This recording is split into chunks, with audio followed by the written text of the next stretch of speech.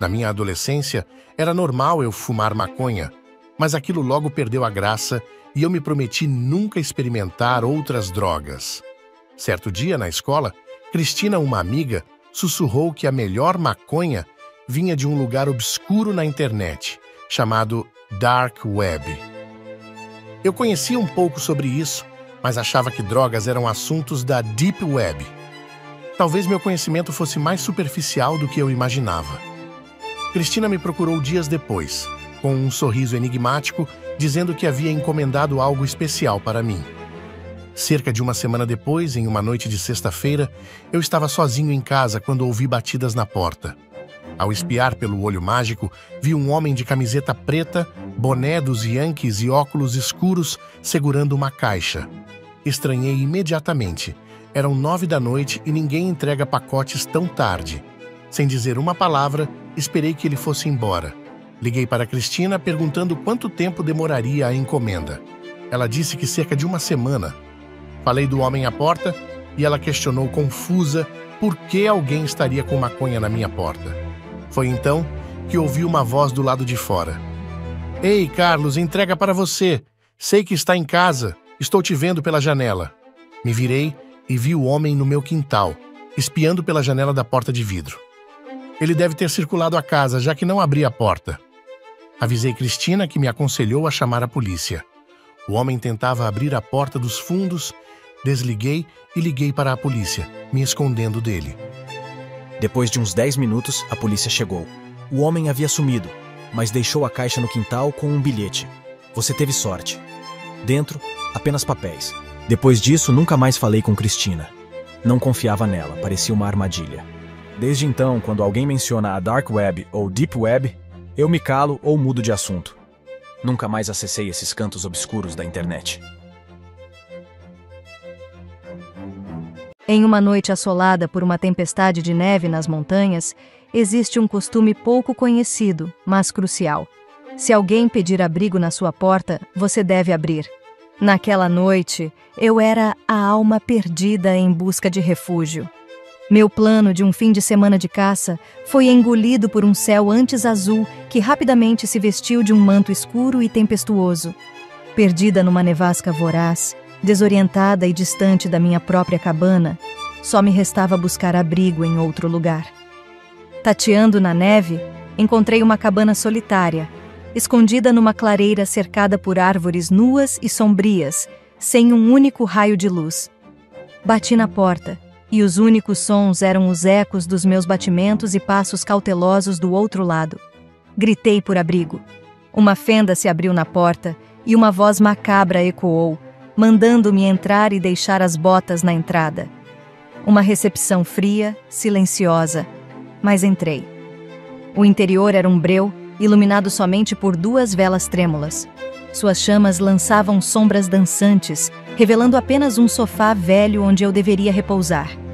A figura que me hospedara era apenas uma silhueta distante, quase se fundindo com as trevas. Agradeci, mas só o silêncio respondeu. Deitei, mas o manto escuro era o mesmo com meus olhos abertos ou fechados. O ar estava carregado de uma tensão sufocante. Esperei ouvir os passos dele se afastando, mas o silêncio era meu único companheiro. Quando abri os olhos novamente, a silhueta ainda estava lá, imóvel e ameaçadora. Tentei falar, mas minhas palavras pareciam se perder no vazio. Virei de costas, tentando escapar daquele olhar invisível, mas a inquietação me corroía. Ao olhar novamente, meu coração gelou. A silhueta estava indubitavelmente mais próxima. A luz vacilante das velas revelou um contorno de pele pálida e doentia. Num ímpeto de terror, agarrei minhas coisas e fugi para a neve cortante. Encontrei outra cabana, essa acolhedora e iluminada. Um casal de idosos me recebeu com gentileza. Contei-lhes sobre a cabana macabra e trocaram olhares carregados de medo. A mulher, com voz trêmula, revelou: "Aquela cabana! O dono foi brutalmente assassinado há 2 anos. Desde então, ninguém ousa se aproximar. Está abandonada, esquecida pelo tempo e pela memória dos vivos." Alugo minha casa na Carolina do Sul pelo Airbnb sempre que não a estou usando. É uma casa modesta, de 3 quartos e um banheiro, perto da praia. 2 dos quartos são para hóspedes e estão acessíveis para quem aluga, enquanto o quarto principal permanece trancado, com minhas roupas e pertences. Aquele é de fato, só meu. Tenho que guardar minhas coisas em algum lugar, em vez de carregá-las para cima e para baixo, toda vez que vou para lá. Tenho uma fechadura comum e um trinco para travar, então ninguém entra lá, a menos que derrubem a porta ou quebrem a janela. Não guardo nada caro lá, são basicamente só minhas roupas. Isso foi no início da primavera passada, ainda estava frio em Massachusetts, onde moro na maior parte do ano. Queria passar uma semana na minha casa na Carolina do Sul, e como trabalho remotamente, felizmente, posso fazer isso quando quiser. Normalmente, teria minha faxineira de sempre para limpar a casa depois que cada hóspede saísse. O custo do serviço dela está incluído no preço do aluguel no Airbnb. Mas, como eu iria para lá logo depois do último locatário sair, guardei o dinheiro da faxineira e me planejei para limpar eu mesma. O último locatário era um cara chamado Ramon. Pelas mensagens, ele me disse que estava alugando com sua noiva e pediu recomendações de bons restaurantes na área. Parecia confiável. Eu sempre prefiro alugar para casais ou grupos menores de mulheres, em vez de grupos de homens jovens, porque geralmente são os que vêm e causam problemas, potencialmente danificando o lugar. Iniciei minha viagem bem cedo pela manhã. Era uma viagem de cerca de 16 horas, parando apenas para uma rápida mordida e para usar o banheiro. Quando cheguei à casa, eram cerca de 10 horas. Estava exausto da viagem. Não me preocupei em checar todo o lugar. Fui direto para o meu quarto. Caí na cama sem nem escovar os dentes ou colocar pijamas. Uma viagem dessas é de acabar. Eu me arrastei para debaixo das cobertas e apaguei como um bebê em questão de minutos. Pensei que dormiria a noite toda, mas não. Acordei em um quarto escuro. O relógio ao lado da minha cama marcava 11h30. Eu tinha dormido pouco mais de 1 hora. Algo me acordou. Peguei meu telefone para ver as mensagens, depois liguei o abajur. Olhei ao redor do quarto, depois levantei e fui para a sala de estar. Foi nesse momento que comecei a analisar o lugar. Não notei nada mexido, nem um travesseiro, nem uma lata de cerveja. Fui aos quartos, ambos vazios. As cobertas de uma cama pareciam ter sido mexidas, então, sim, estiveram aqui. Pensei então que eram o casal mais organizado que já tinha frequentado minha casa. Tenho uma câmera instalada na varanda da frente da casa. Normalmente, nem penso em conferir, a menos que um cliente esteja me dando algum problema, mas estava curiosa. Abri o aplicativo do sistema de câmeras no meu telefone e fui para o histórico de movimentos. Capturou um homem entrando na casa 3 dias antes. Apenas um homem, sem uma mulher. Achei estranho. Procurei por outras atualizações de movimento até o momento em que cheguei, também capturado em vídeo, e não havia nada. Chequei umas 5 vezes. De repente, senti calafrios. Fui para o aplicativo Airbnb para mandar uma mensagem para Ramon e perguntar se ele fez check-out corretamente. Mesmo tarde da noite, fui dar uma olhada no quarto onde presumi que ele dormiu. Comecei a procurar embaixo da cama e nos armários. Abri as portas do armário como se estivesse arrancando um band-aid a cada vez, mas não achei nada. Passei para o segundo quarto de hóspedes. As 2 camas de solteiro aqui estavam ainda arrumadas e intocadas. Ao abrir o último armário onde ele poderia ter estado, vi que também estava vazio. Sentei em uma das camas por um segundo para apenas olhar a conversa entre Ramon e eu. Foi então que ouvi a porta do quarto principal fechar silenciosamente. Fui para a sala de estar e olhei para a porta do quarto principal. Disse: "Ramon, você ainda está aqui?" Com um tremor na voz. Sem resposta. Eu podia ver a luz ainda acesa no quarto através da fenda inferior da porta. Fiquei de 4 para olhar por baixo da fenda da porta e caí para trás quando vi 2 pés parados não muito longe atrás da porta, talvez a alguns metros de distância. Fui até a cozinha planejando pegar a maior faca que tivesse lá, mas ela não estava mais lá. Nesse ponto, minha única opção lógica era sair de casa e ligar para a polícia, e foi exatamente o que fiz. Esperei do lado de fora até a chegada de alguma viatura. Quando entramos, lá estava Ramon, na sala de estar, sem faca nas mãos. Ele falava com sotaque português, agindo como se fosse inocente, dizendo que só precisava de um lugar para ficar por mais uma noite, o que era completa mentira. Ele negou ter pego a faca, que convenientemente estava de volta na cozinha. Após 30 minutos, com 2 policiais lá fora conversando com Ramon e outros 2 na casa, falando comigo, eles o deixaram ir e disseram que eu deveria entrar em contato com o Airbnb e tentar resolver com eles. Fiquei chocada, senti que a polícia falhou muito e não fez seu trabalho. Depois que todos saíram, troquei as fechaduras da porta e entrei em contato com o Airbnb sobre o ocorrido. Embora não tenha recebido pagamento pelo dia extra em que Ramon ocupou minha casa indevidamente, eles o baniram permanentemente do uso do aplicativo. No entanto, isso não parece ser uma justiça adequada quando ele estava de fato, esperando para me atacar em minha própria casa, no meu próprio quarto. Já passou por uma situação dessas? Então me conta. Aos 23 anos, vivi uma experiência que transformou completamente minha percepção sobre relacionamentos e privacidade. Tudo começou de maneira inocente, com um encontro casual nas redes sociais. Alissa, uma jovem de 19 anos, apareceu no meu Instagram, elogiando minhas fotos e posts. Ela era inteligente, com um senso de humor afiado, e logo começamos a conversar regularmente. Depois de algumas semanas, decidimos nos encontrar pessoalmente. Nos nossos primeiros encontros, Alissa era encantadora. Ela tinha um ar de mistério e uma paixão pela vida que me atraía. No entanto, logo percebi que seu comportamento alegre escondia uma possessividade intensa. Ela queria saber todos os detalhes da minha vida, quem eu via, onde eu ia. Sua natureza obsessiva começou a me afastar, e decidi terminar logo nosso relacionamento. Foi então que as coisas tomaram um rumo bizarro. Comecei a sair com outras pessoas, tentando seguir em frente, mas Alissa parecia onipresente. Sempre que eu postava algo nas redes sociais, lá estava ela, com seus comentários e curtidas. Quando comecei a ver Meg, uma colega de trabalho, a situação piorou. Certo dia, enquanto jantávamos em um restaurante movimentado, recebi uma mensagem de um número desconhecido. Era uma foto minha e de Meg, tirada de um ângulo que sugeria que o fotógrafo estava bem próximo. Uma sensação de pânico se instalou. Comecei a olhar ao redor tentando identificar o remetente, mas sem sucesso. O jantar com Meg foi dominado por uma tensão inquietante, e eu mal conseguia me concentrar na conversa. Decidimos sair mais cedo e ir a um bar local para tentar relaxar, mas a sensação de estar sendo observado não desapareceu. No bar, enquanto conversávamos, meu telefone vibrou novamente. Era outra mensagem do mesmo número desconhecido. Desta vez, a foto era da minha casa. O texto dizia: "Por que você ignora quem se importa de verdade com você?" Meu coração acelerou. Meg percebeu meu desconforto e perguntou o que estava acontecendo, mas eu não sabia como explicar. Decidi levá-la em casa e depois ir para a minha, preocupado com o que poderia encontrar. Ao chegar em casa, um barulho de vidro quebrando me paralisou. Sem pensar 2 vezes, peguei a arma que guardava por segurança e avancei cautelosamente. Encontrei um vulto na sala escura.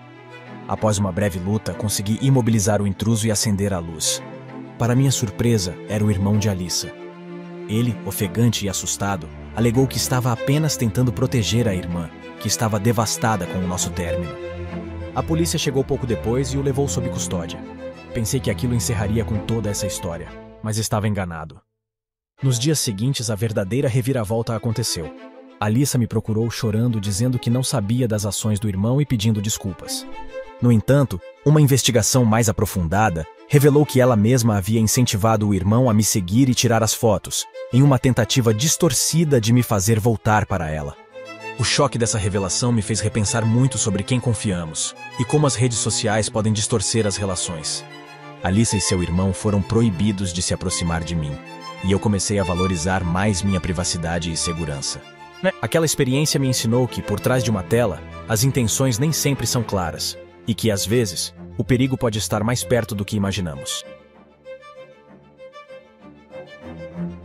Houve um período breve e perturbador em minha vida, logo após sair da casa dos meus pais e antes de conhecer minha namorada, quando morei sozinho em um pequeno apartamento de um quarto, situado no andar térreo da casa de outra pessoa. Nessa fase, passava muito tempo isolado, exceto quando estava na escola ou no trabalho, e por isso costumava assistir a muitos filmes, especialmente de terror. Mesmo sendo um jovem de 21 anos, ainda sentia um calafrio ao tentar dormir depois de assistir a esses filmes, principalmente por estar sozinho naquele apartamento. Sempre que acabava um filme, olhava ao redor do quarto, e em alguns momentos, Até acendia o abajur para verificar se estava tudo bem. Naquela noite, o morador do andar de cima não estava em casa, como indicava a ausência de seu carro na entrada. Portanto, os sons que eu ouvia não podiam ser passos no andar de cima, nem nada do tipo. Meus nervos estavam à flor da pele, pois continuava ouvindo barulhos e, sinceramente, não conseguia identificar de onde vinham. Levantei-me e fui até a porta do quarto, abrindo-a lentamente. Do lado de fora, um estreito corredor levava ao banheiro e terminava na sala de estar. Mas no final daquele corredor, como se fosse uma cena saída diretamente de um filme de terror, havia alguém parado próximo à cozinha. A luz da lua entrando pelas janelas do quarto e da sala permitia que eu visse uma mulher, que me encarava fixamente. Ela começou a andar para trás, ainda me olhando. Gritei e recuei para o quarto, batendo e trancando a porta. Ela não veio correndo nem bateu na porta. Em vez disso, ouvi passos correndo pela meia escada até a saída do meu apartamento e a porta se fechando com força. Fiquei imóvel, em choque, por pelo menos 10 minutos antes de conseguir pegar meu telefone e sair do quarto para checar o apartamento. Não demorou muito, pois era pequeno e com poucos esconderijos. Estava vazio. Corri para trancar a porta, imaginando quem poderia ser aquela pessoa e como havia entrado. Não chamei a polícia, e até hoje não sei porquê. No dia seguinte, liguei para o proprietário e contei o ocorrido. Ele telefonou para o inquilino do andar de cima e a verdade me chocou. A mulher que invadiu meu apartamento era uma ex-namorada obcecada do homem que morava acima. Depois de descobrir o endereço dele, ela acabou entrando na parte errada da casa, o meu apartamento. O inquilino do andar de cima veio até minha porta se desculpar no dia seguinte, mas nunca me deu muitos detalhes, nem ele nem o proprietário. Até hoje, me pergunto o que aquela mulher planejava fazer com ele. Era outubro e minha família estava de férias num resort familiar nas Catskills, em Nova York. O local era meio isolado, mas havia outras famílias por lá. Lembro-me do resort cercado por florestas, embora suas instalações fossem amplas. Na época, eu tinha 8 anos, era uma garota tímida e seguia os passos dos meus irmãos mais velhos, Eric e Josh. Meu irmão mais novo, Craig, com 4 anos, ficava sempre com meus pais. Durante essa viagem, enquanto meus irmãos se divertiam entre eles, eu andava sozinha, explorando o resort. Encontrei a sala de jogos mencionada pelo meu pai, com várias máquinas de pinball e jogos de arcade clássicos. Ao me aproximar de uma porta com um vidro embaciado, avistei uma figura humana parada, olhando através do vidro. Parecia uma decoração de Halloween, então não dei muita importância. Porém, depois de jogar um pouco, voltei a olhar para a porta e percebi que a figura ainda estava lá. Ao me aproximar mais, vi que era um homem, que de repente sorriu para mim. Assustada, corri para fora da sala de jogos. Mais tarde, na sala de jantar do resort, vi um homem sentado sozinho, olhando para mim e sorrindo. Contei sobre isso para meus pais, que me aconselharam a ignorá-lo. Nunca mais vi aquele homem, mas até hoje penso que ele poderia ser um predador, e eu poderia ter me dado muito mal.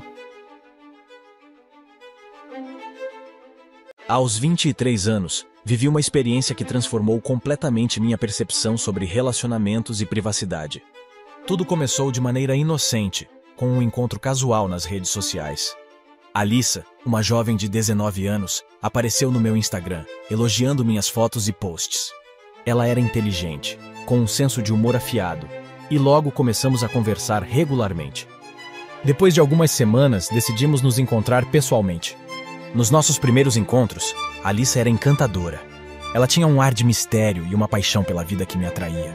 No entanto, logo percebi que seu comportamento alegre escondia uma possessividade intensa.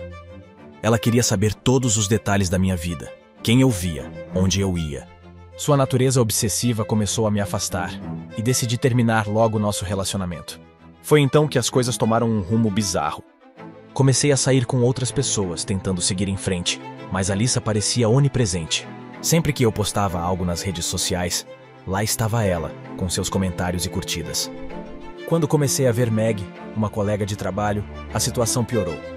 Certo dia, enquanto jantávamos em um restaurante movimentado, recebi uma mensagem de um número desconhecido. Era uma foto minha e de Meg, tirada de um ângulo que sugeria que o fotógrafo estava bem próximo. Uma sensação de pânico se instalou.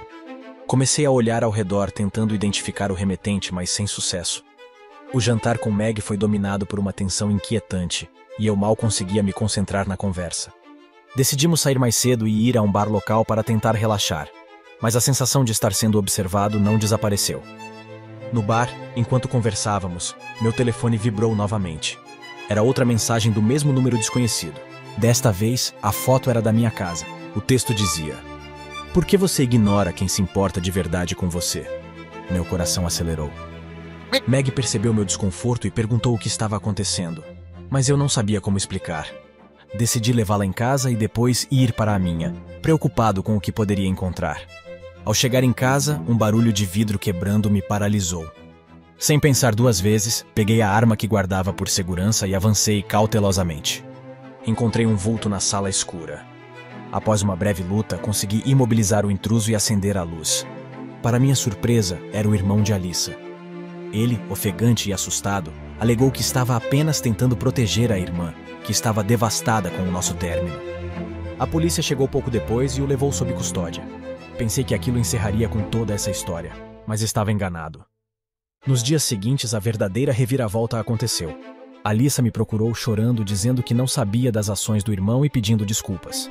No entanto, uma investigação mais aprofundada revelou que ela mesma havia incentivado o irmão a me seguir e tirar as fotos, em uma tentativa distorcida de me fazer voltar para ela.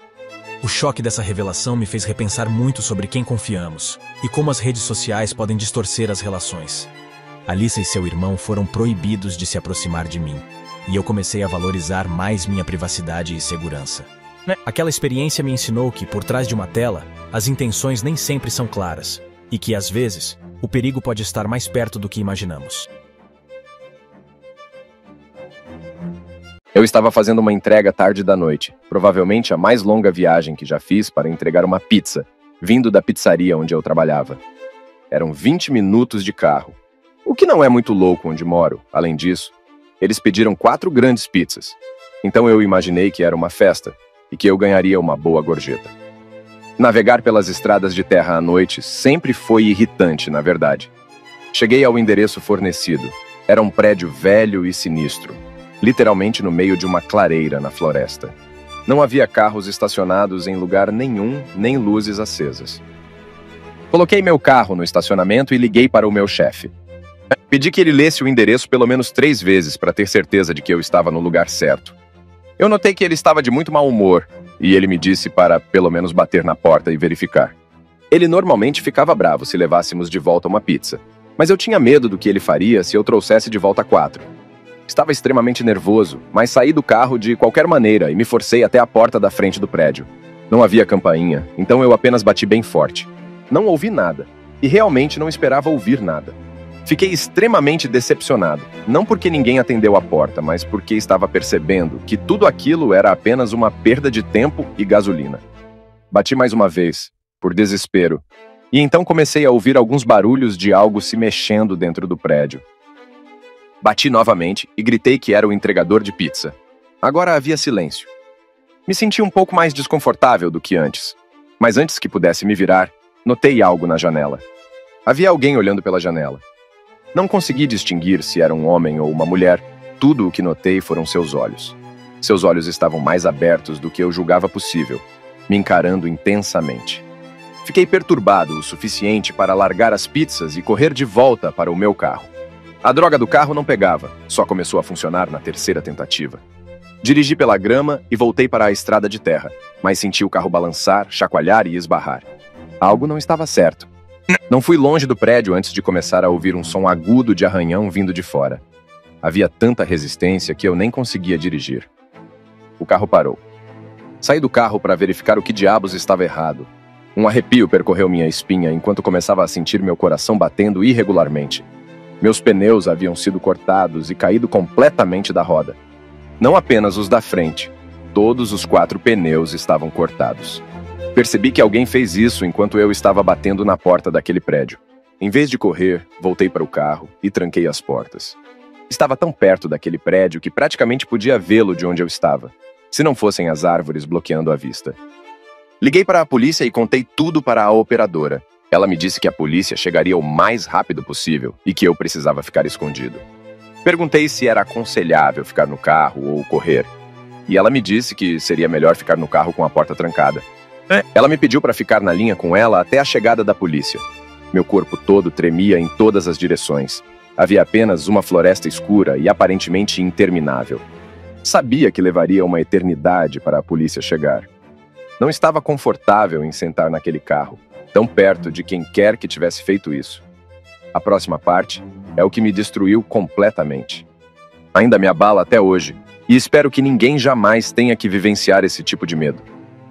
Enquanto eu vasculhava todas as janelas, certificando-me de que ninguém estava do lado de fora, olhei no espelho retrovisor e lá estava a mesma pessoa, a mesma que eu vi naquela janela, com os olhos mais abertos do que nunca. Agora eu podia ver que era uma mulher e podia perceber um leve sorriso começando a se espalhar em seu rosto. Abri a porta e corri para a floresta, sem me importar com o barulho que fazia.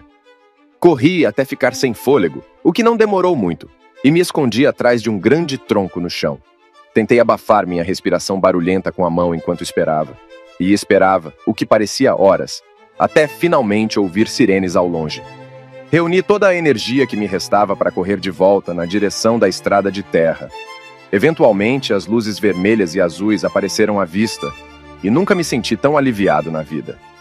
Eles estavam estacionados na frente do meu carro, investigando com lanternas.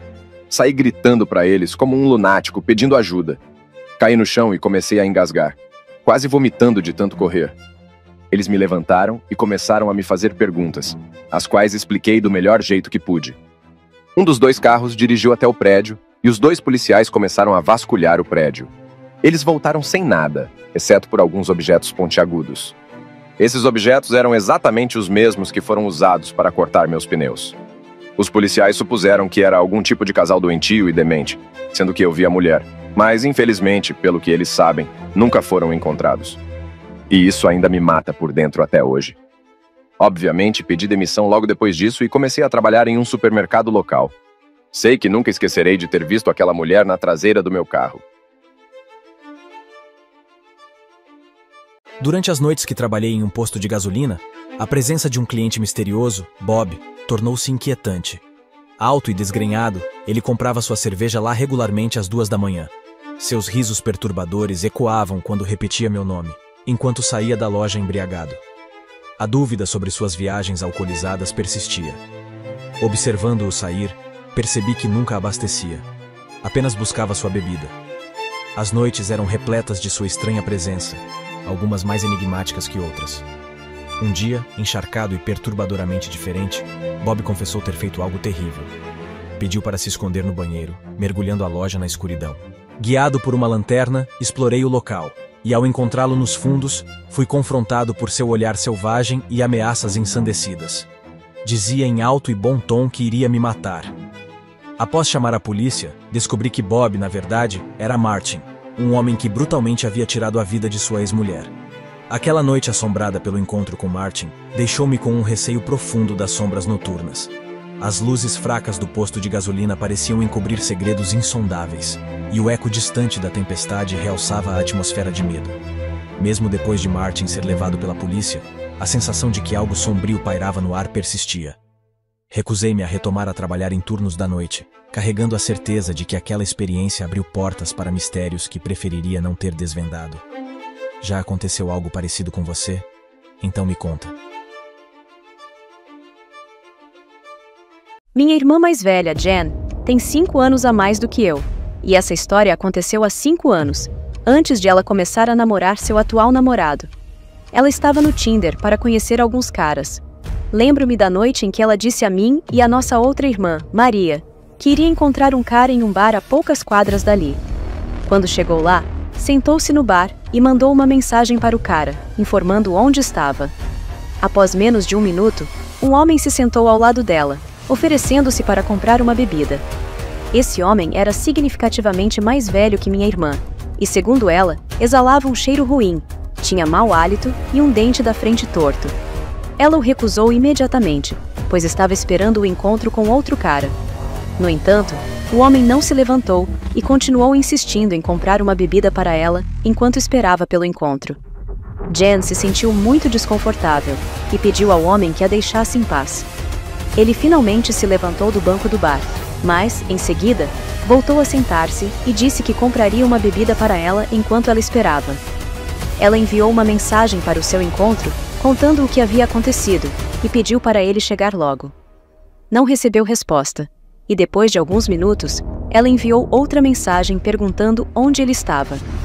A resposta do cara foi estranha e não apropriada, sugerindo que ela tomasse algumas bebidas sem ele.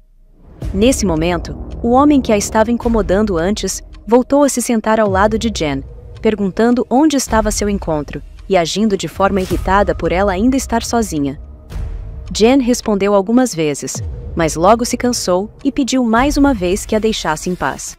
Ela enviou uma última mensagem para o outro cara, dizendo que iria embora. Enquanto enviava a mensagem, o telefone do homem, que ele havia deixado no balcão, vibrou. Jen imediatamente suspeitou que ele estivesse a seguindo e foi ao banheiro. Ela ligou para Maria, nossa outra irmã, pedindo conselhos. Maria sugeriu que ela saísse e voltasse para casa imediatamente. Quando Jen saiu do banheiro, o homem já não estava mais no bar, o que a deixou aliviada. Ela seguiu direto para o carro e voltou para casa, um trajeto curto e direto. Ao chegar em casa e se aproximar da porta da frente, Jen notou outro carro parado do outro lado da rua, uma casa adiante da nossa. Ela entrou e compartilhou o que havia acontecido com a gente, suas irmãs. Quando olhamos pela janela, não vimos nenhum carro lá fora. Ela nos contou a história inquietante do bar, e Maria tentou acalmá-la. Eu prometi que, se aquele homem se aproximasse dela novamente, eu o enfrentaria. Mais tarde, fomos cada uma para nossos quartos. Eu estava jogando Far Cry 4 no meu computador quando ouvi os gritos horríveis de minhas irmãs. Voltando à perspectiva de Jen por um momento, ela estava no telefone em sua cama quando recebeu uma mensagem daquele número. A mensagem dizia: "Desculpe, não vi sua mensagem até chegar ao bar." Jen não respondeu, e o cara enviou outra mensagem dizendo: "Vou encontrá-la em sua casa. Qual é a sua janela?" Jen chamou Maria para vir ao seu quarto, e enquanto conversavam sobre o que fazer, a janela de Jen se abriu, e alguém tentou forçar a persiana. Foi quando ambas começaram a gritar, chamando a atenção não só minha, mas também a de nossos pais que estavam no andar de cima. O homem desistiu antes mesmo de chegarmos ao quarto. Nosso pai saiu para tentar perseguir o homem, mas ele já havia ido embora em seu carro. Ele ligou para a polícia e forneceu o número de celular do homem. A polícia disse que rastrearam o número até um aplicativo de telefone falso e que não podiam garantir rastreá-lo até um telefone específico. Semanas se passaram e nunca mais ouvimos da polícia. Lentamente, começamos a esquecer o incidente. A verdade é que nunca podemos entender as motivações das pessoas e como acham que podem sair impunes fazendo coisas como entrar pela janela de uma garota desconhecida à noite. Minha passagem pela faculdade incluiu trabalhar na Wallbounds, uma loja 24 horas. Contrariando minhas expectativas, acabei sendo designado para o turno da noite. Em uma madrugada, por volta das 2 horas, a loja vazia assumiu uma atmosfera sinistra. O gerente noturno, Rob, me instruiu a organizar paletes no depósito enquanto ele supervisionava a frente. Durante essa tarefa, todas as luzes se apagaram, e ao retornar, mencionei ter visto um gerente careca para Rob. No entanto, para minha surpresa, ele era o único gerente naquela noite. Confuso, ele decidiu investigar, e as luzes apagaram novamente. No depósito, enquanto eu estava sentado, ouvi passos se aproximando. Ao sair, percebi que Rob havia desaparecido. A porta de saída estava trancada. Passos se aproximavam novamente. Ao me virar, alguém desbloqueava a porta. Era Rob. Ele, visivelmente nervoso, pediu para sairmos rapidamente e, lá fora, ligou para a polícia. Descobrimos que o homem careca circulava pela loja de maneira suspeita, cortou as luzes e dirigiu-se diretamente ao depósito. O aspecto mais perturbador foi que ele deixou o depósito muito antes da chegada da polícia. Decidi nunca mais trabalhar à noite. O mistério paira, e até hoje não sei a identidade daquele homem. A experiência deixou uma sensação duradoura de intriga e incerteza. Uma sombra que paira sobre uma noite que poderia ter tomado um rumo muito mais sombrio. Meu parceiro e eu recebemos um chamado de arrombamento numa sexta-feira à noite, algo que nunca tinha acontecido antes. Parecia sério. Uma jovem estava sozinha em casa e ouviu passos lá embaixo. Mas, durante a ligação para o 190, a chamada foi cortada antes que ela pudesse dizer onde estava na casa. Chegamos à casa e entramos pela porta da frente, que estava destrancada, o que mais tarde provou ser como o arrombamento aconteceu. Ambos gritamos "polícia" com nossas armas em punho, esperando que o suspeito estivesse armado. Chamamos por Ana, que era o nome da dona da casa. Ela nunca respondeu. Sabíamos que ela devia estar assustada e não queria revelar sua posição para o intruso. Verificamos todo o primeiro andar, que era pequeno e seria mais rápido. Não parecia haver um porão. Uma porta batendo lá em cima chamou a atenção minha e do meu parceiro. Eu fui na frente. Todas as portas estavam fechadas, então eu realmente não conseguia dizer de qual porta eu tinha acabado de ouvir. Eu disse ao meu parceiro para verificar uma enquanto eu verificava a outra. Girei a maçaneta e chutei a porta, levantando imediatamente minha arma. Era um quarto escuro e vazio. Ouvi respiração na sala. Parecia uma respiração de mulher. Olhei para a porta do armário, que estava entreaberta, e vi metade de um rosto, principalmente um olho, espiando pela abertura. Fiquei aliviado sabendo que era Ana. Baixei minha arma e disse: "Ana, está tudo bem. Você pode sair." Ela não saiu. A respiração ficou mais silenciosa. Então, meu parceiro no quarto ao lado chamou: "Jason, eu a encontrei." Meu sentimento naquele quarto foi de repente de alívio para pronto para vomitar.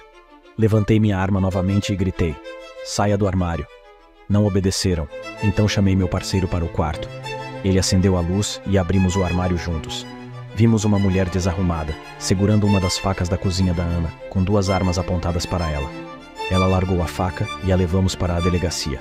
Graças a Deus, fui transferido para uma área mais segura da cidade no ano seguinte e não recebi mais chamados de arrombamento desde então. Meu marido e eu nos casamos na Igreja da Pequena Flor, em Coral Gables, na Flórida, em 2017.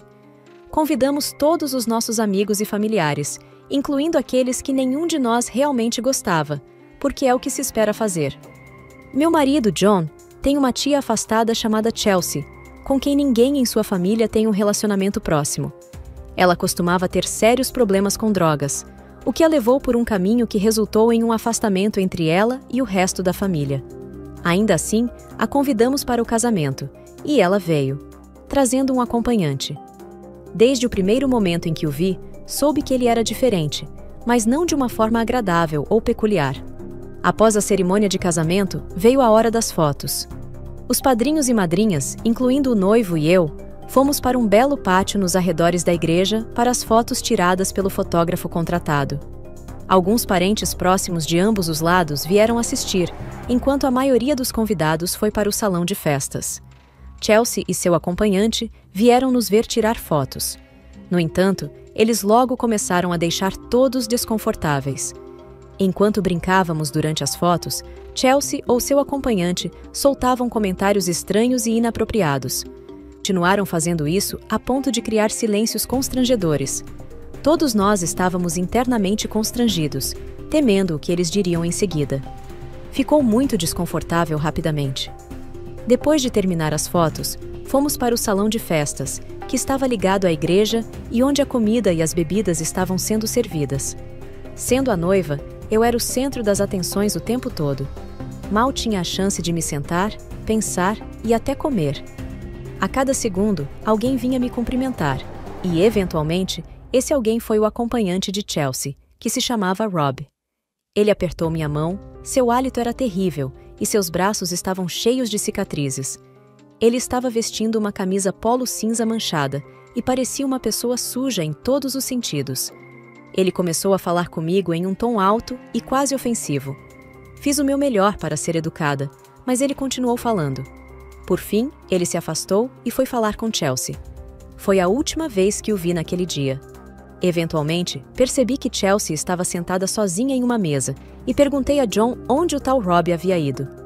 Ele não tinha ideia, e depois de um tempo, ele foi perguntar a Chelsea. Chelsea não sabia onde ele estava e não o via há 1 hora. Ela explicou que o conheceu na reabilitação e que tinha saído com ele apenas 4 vezes.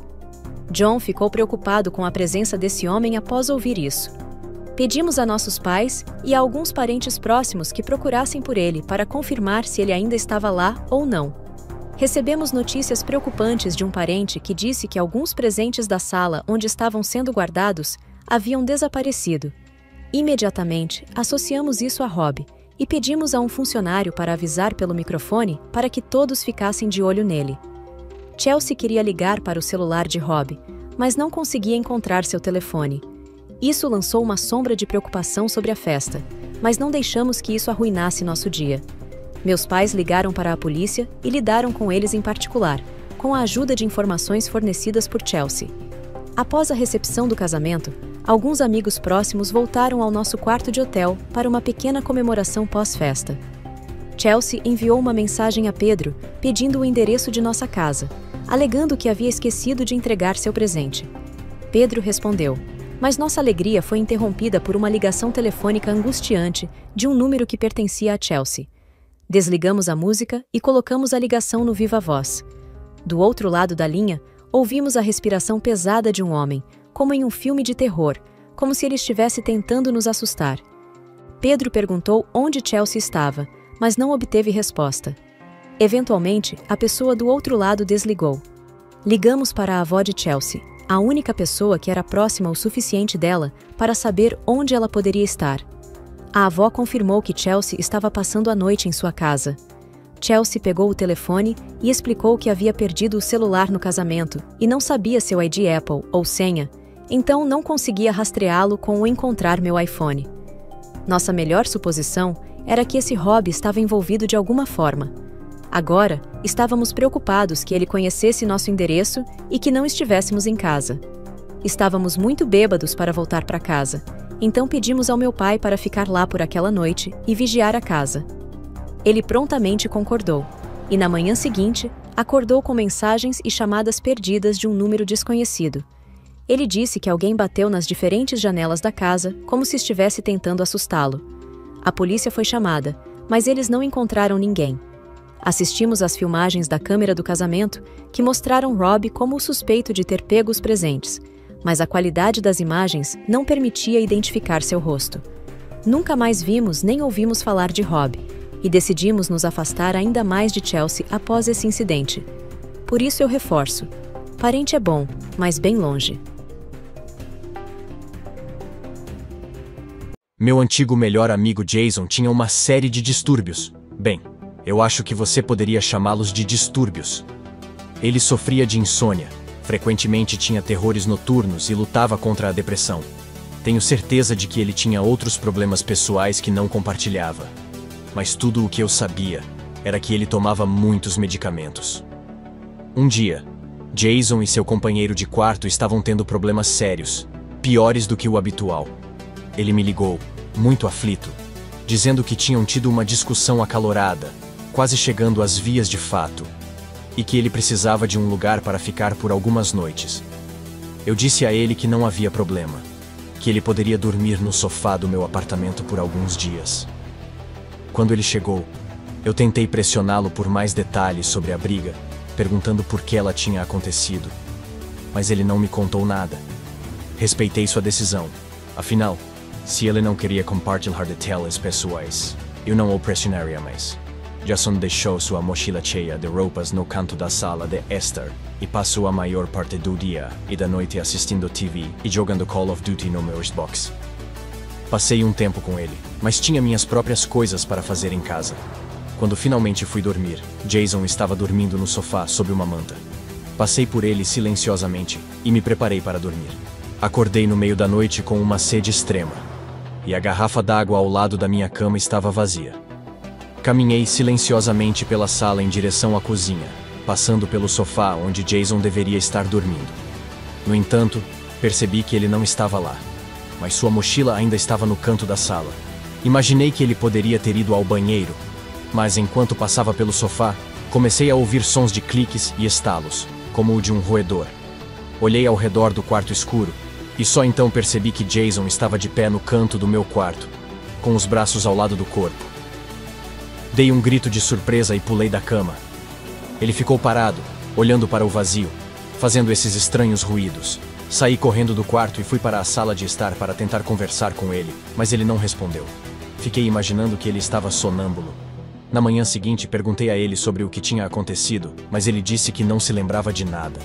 Perguntei se ele tinha o hábito de andar enquanto dormia, e ele disse que não. pelo menos não que ele soubesse. O restante do dia transcorreu sem incidentes. Nós conversamos e passamos um tempo juntos na sala de estar. Mais tarde, acordei novamente no meio da noite, desta vez sem sede. Não sei o que me acordou, mas, por curiosidade, verifiquei se Jason ainda estava no sofá. Ele não estava. Chamei o nome dele em voz alta, mas ele não estava no banheiro nem na cozinha. Ele também não parecia estar no meu quarto. Decidi então verificar o que estava acontecendo, e vi um vulto no armário do meu quarto. Havia um som perturbador de murmúrios abafados vindo de lá. Quando olhei na direção do armário, vi o rosto de Jason, meio escondido na escuridão, com as mãos sobre a boca. Gritei para que ele saísse do armário, e ele não respondeu. Continuava lá, parado. Só então percebi que ele estava segurando uma faca grande nas mãos. Meu coração disparou de pavor, e sem pensar, agarrei o braço de Jason e tentei puxá-lo para fora do armário. Olhei para seu rosto, que parecia parcialmente desprovido de vida, e corri para o banheiro, trancando-me lá dentro. Pensei em ligar para a polícia, mas acabei não fazendo isso. Esperei até ouvir Jason voltar para o sofá, então corri para o meu quarto e tranquei a porta. Não conseguia entender como o sonambulismo poderia evoluir para um nível em que ele pegaria uma arma. Era um pesadelo, e mesmo com o tempo, continuo sem saber o que pensar sobre Jason, ou como ele acabou entrando no quarto das pessoas no meio da noite com uma faca nas mãos. O que será que poderia ter acontecido de pior nessa noite? Tenho medo até de pensar.